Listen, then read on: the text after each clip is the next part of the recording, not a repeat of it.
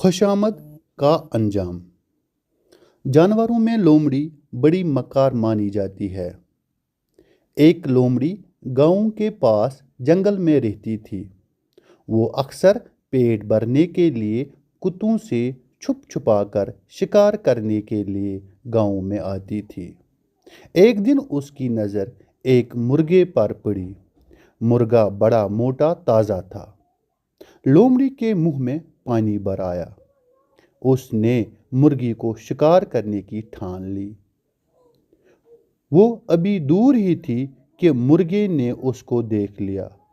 मुर्गा घबराकर एक ऊंची दीवार पर चढ़ गया। मक्कार लोमड़ी उसके करीब आई और कहा, लोमड़ी, प्यारे खुदा दोस्त मुर्गे, मैं इतनी दूर से तुम्हें बांग सुनने के लिए आई हूँ। वाह, तुम्हारे पर कितनी चमकदार और खूबसूरत है। मैंने सुना है तुम्हारी आवाज़ बहुत सुरीली है।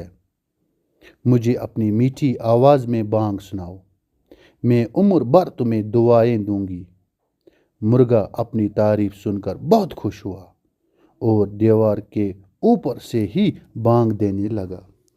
लोमड़ी ने मिस्कीन सूरत बनाकर कहा, खूबसूरत नेक सीरत प्यारे मुर्गे, मैं बहुत ऊंचा सुनती हूँ। ज़रा करीब आकर मेरा दिल खुश कर लो।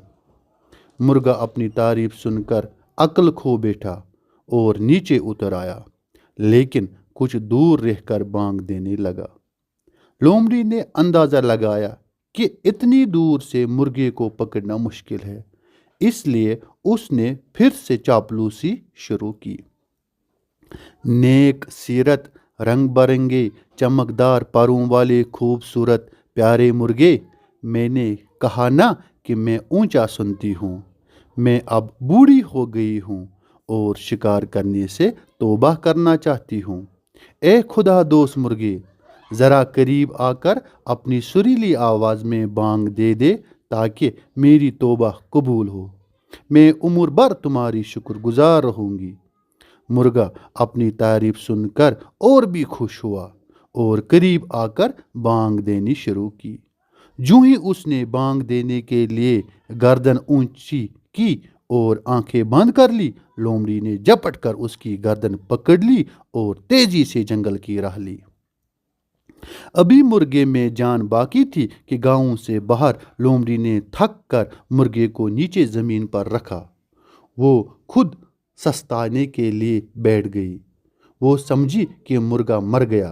तब उसने कहा, बेवकूफ़ मुर्गे, तू जितना खूबसूरत है और तुम्हारी आवाज़ जितनी मीठी है, उससे ज़्यादा तुम्हारा गोश्त मज़ेदार है।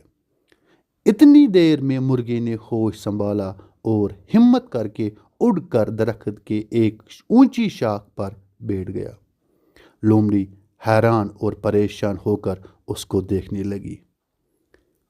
अब लोमड़ी ने दोबारा चापलूसी शुरू की। प्यारे मुर्गे, तुम बाग क्यों गए? मैं तो तुम्हें अपने बच्चों के पास ले जाना चाहती थी ताकि वो तुम्हें देखकर खुश हो जाए और तुम्हारी सुरीली आवाज़ से लुत्फ़ उठाए। मुर्गे ने जवाब दिया, ए मकार और जालिम लोमड़ी, मैं दोबारा तुम्हारी बातों में आने वाला नहीं। जा अपना रास्ता ले।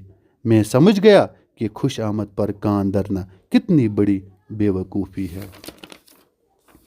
फिर तो लोमड़ी हाथ मलती खिसियानी होकर वहाँ से चली दी।